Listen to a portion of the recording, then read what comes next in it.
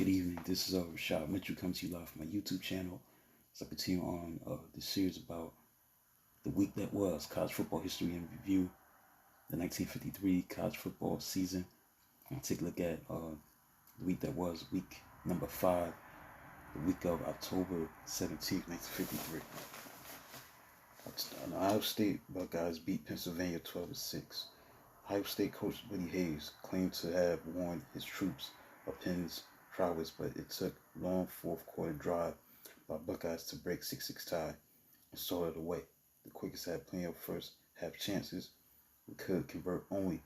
Their first opportunity as defensive end John Lavin's from recovery occurred at Ohio State 21-yard line.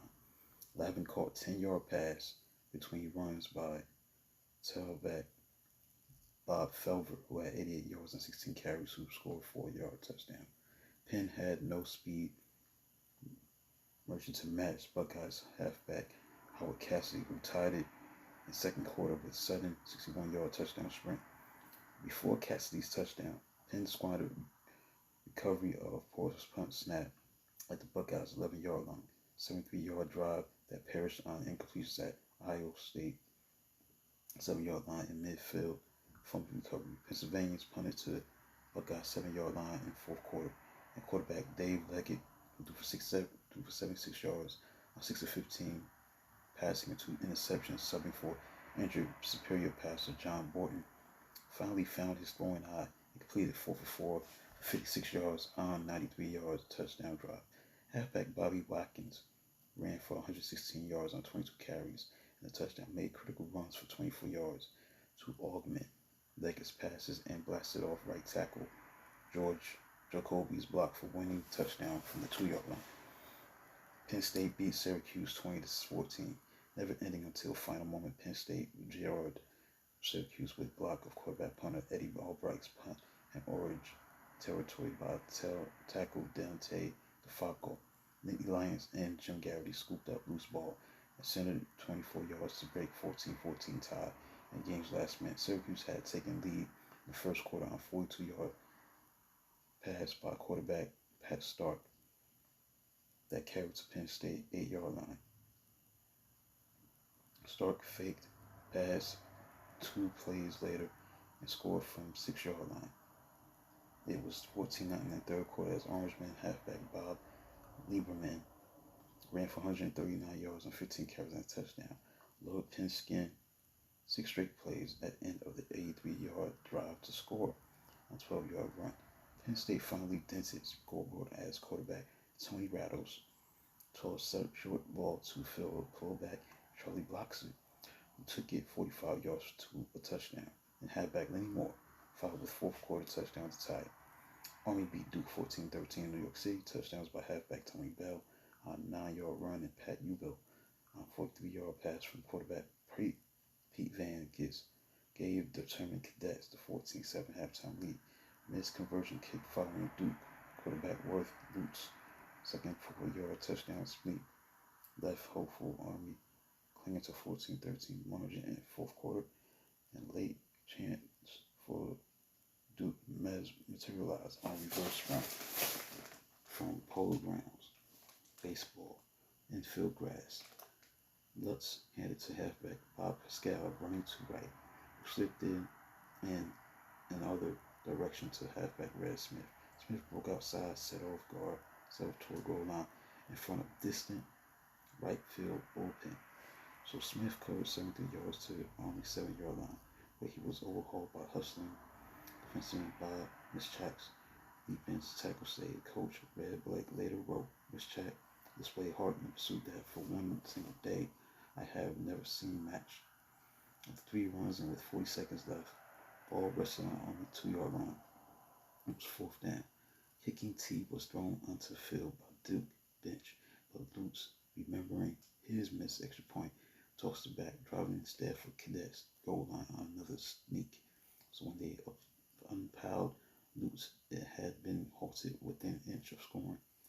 The entire 2,400 corps of Cadets raced onto the turf to toast its heroes at final gun. Shutout was performed by Maryland 26-0 over North Carolina. Mistakes by Flag plagued North Carolina with hits, 135 yards, and penalties, including assisted for a long touchdown drives by undefeated Maryland. Pair of Terrapins quarterbacks started Vinny Filoni and backup Charlie Boxhold. Each guided pair of scoring marches. Each quarterback notched a touchdown on a short run. Our fullback Ralph Felton scored on a 1-yard vault and Rustin's on a 7-yard pass from Boxhold. Tar Heels threatened in third quarter while trailing 13-9. The halfback Ken Keller lost fumble at Terps 1-yard line that was covered by Terps defensive tackle Bob Morgan. Maryland held again on his 28-yard line shortly thereafter. Shutout was, the tie was the result of these two teams, Alabama and Tennessee, 0-0. Still in its infancy, television saw many big events to beam across America, across the country. Tennessee grad Lindsey Nelson and Alabama grad Mel Allen, 1950s Giants behind the microphone, convinced NBC of merits of this great rivalry. Unfortunately, stumbling SEC Giants wrestled without pitfall. My goodness, a scoreless tie, said Nelson. That was not exactly what you want on television. The folks in New York network executives were livid.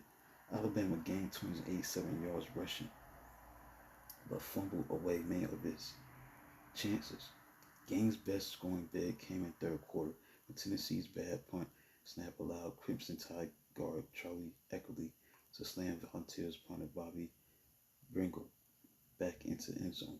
Officials ruled Bringle's forward track rest had barely got him out of end zone. Impossible game-losing safety. Volunteers nearly pulled off their own safety on game's last play.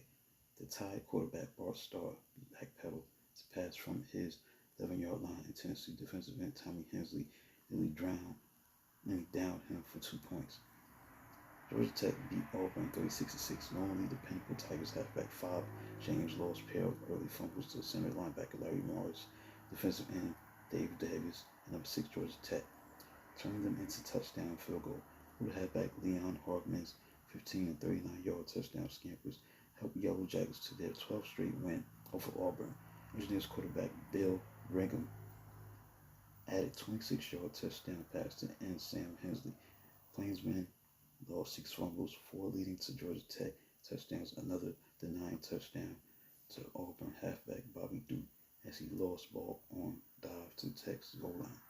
The Yellow Jackets extended the nation's longest unbeaten streak at 29-0-2 since November of 1950 to 31 games. Louisiana State beat Georgia 14-6 and passed my Georgia quarterback Zach Bukowski threatened Bengal Tigers all game, but LSU picked off 3 of his throws to twice killed advanced to Tigers' 18-yard line. For its part, Louisiana State fumbled ball away on 4 occasions, including fullback Jerry Marchand's bobble at his 18-yard line in second quarter that led to Bulldogs touchdown by Bukowski on 2-yard keeper. Earlier, Marchand had barreled up middle for LSU's first quarter touchdown after halfback Chuck Johns launched scoring probe with 17-yard punt return to University of Georgia 34-yard line, ahead by 7-6. Tigers clipped to the clinching score as freshman halfback Lou Dawsman and fullback Tommy Davis led ground assault to Davis for a 1-yard touchdown run. So Wisconsin beat Purdue 28-19. Big Ten co-champs of 1952 squared off with Rose Bowl loser Wisconsin, coming out with more decisive victory than score might indicate, taking advantage of center linebacker Gary Mesner's fumble recovery and interception. The Badgers built a 21-9 lead edge in the third quarter. Spectacular for the Badgers was sophomore quarterback Jim Miller, who stepped up as stand-in for quarterback Jim Paluska, lost to summertime injury. So Miller scored twice, including weaving 50-yard scramble. The halfback Ed Neves sparked Boilermakers with 51-yard punt return. Sub-quarterback Front C. Gutman really rallied Purdue by scoring twice, aiding the elated Boilers' comeback was quarterback defensive back Roy Evans' interception return to Wisconsin 34-yard line as fullback Don Powoljuski caught 21-yard pass prior to his touchdown plunge, and defensive tackle Frank Angelotti's fumble recovered at Badgers' 36-yard line. Badger sophomore halfback Clary Brett chipped in 76-yard dash to set up Miller's first touchdown in second quarter and 28-yard touchdown run in fourth quarter. Notre Dame beat Pittsburgh 23-14. Stirred-up Panthers lead to 14-0 first half lead as Associated Press account identified number one Notre Dame as looking like sandlotters at the start of the game. Fullback Bobby Epps ended 66-yard drive in first quarter with 8-yard touchdown run, which was followed in second quarter by pass step by star Pitt quarterback defensive back Henry Model T. Ford from intended receiver Irish named Paul Matz. Ford dashed 47 yards to 9-yard line. 47 yards to 9-yard line. Pitt gained 5 yards by reducing offside penalty with sucker shift, and halfback Richard McCabe quickly scored on a pitch out from 4 yards out. Irish tackle Frank Vacquion trapped Epps for third quarter safety, narrowing gap to 14-9. Then Notre Dame quarterback Ralph Guillemette took command, scoring 1-foot sneak in third quarter to push Notre Dame ahead 16-14. The Irish failed on a 74-yard march at the beginning of the fourth quarter, but scored clinching tally, and they took over at Panthers' 37-yard line. Guillemette raced for a 9-yard touchdown on the fourth snap of the series. Next, Miami played Nebraska, where Nebraska beat Miami 20-16 in the first quarter. Cornhuskers halfback Bob Smith made a quick juke in backfield, fired through gaping hole, cut left away from Miami defensive backs, and was off on an 80-yard touchdown sprint. The Hurricanes led 10-7 at halftime. They used short Nebraska punt to position tackle kicker Don Tassadi for 25-yard field goal, and quarterback Don James passes set up fullback Gordon Malloy's leaping touchdown. So the Huskers gained lead with third quarter touchdown and moved to 20-10 edge early in the fourth quarter at end of 67-yard trip as halfback Rex Fisher, first and long line of brothers Payne and Lincoln, zipped around right in for touchdown with 13 minutes left. So fumble killed next Hurricanes drive, but Miami guard Tom Pratt fell on fumble by quarterback Johnny or Don Dogner at Nebraska 15-yard line. So Penn's freshman halfback Porky Oliver scored 3 plays later, but Miami could get no closer in the last 5 minutes. And finally, Stanford beat UCLA 21-20 in a big upset of undefeated UCLA. Stanford quarterback defensive back kicker Bobby Garrett was all over field in a superb 60-minute performance. Garrett recovered fumble on the opening kickoff as Indians guard Norm Manoogian cracked UCLA tailback Paul Cameron is set up first of Garrett's 3 right-handed touchdown passes, in addition to staring as defender with several tackles and interception. Garrett booted 3 left-footed conversion kicks. Bruins were able to pull within 7-6 late in the first quarter as Cameron flipped 25-yard touchdown pass. 2. Wingback Bill Stitz. UCLA built a 27 lead by the middle of the third quarter as Cameron made a pair of touchdown runs in middle quarters, but UCLA subs were trapped in the game until the beginning of the fourth quarter. Thanks to subgroups, lead was squandered as Garrett spun his air magic against less experienced Bruins secondary. Stanford and Sam Morley caught 10-yard touchdown late in third quarter. The fullback, Bill Wentworth, charged 23 yards to set up Garrett's tying touchdown pass of 9 yards to halfback Al Napoleon. Garrett's calm winning kick was lengthened by Stanford's offside penalty. Now that concludes a look at that. Now the AP poll as of October 19th at that time in 1953 had Notre Dame at number 1, followed by Michigan State, Maryland, Georgia Tech, Michigan, Baylor, Illinois, West Virginia, and Oklahoma and Navy that rounded out the top 10. The rest of the top 20 had Southern California at 11, UCLA at number 12, Southern Methodist at 13, Louisiana State at 14, Texas A&M at 15, and a tie between Duke and Kentucky for the 16th spot. Number 18, Pittsburgh. Number 19, Mississippi Southern was number 19. Stanford was number 20. So that concludes a look at the week that was college football history and review. Week number 5. The games that were played on October the 17th, 1953. So hopefully you enjoyed it. Do a video like this tomorrow.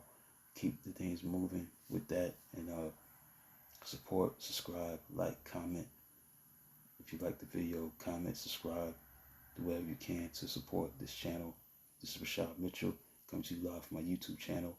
This concludes this video looking back at week 5, the week that was, the games that were played during October 17th, 1953. On behalf of the 1953 college football season, the week that was, college football history and review. Until then, talk to you tomorrow.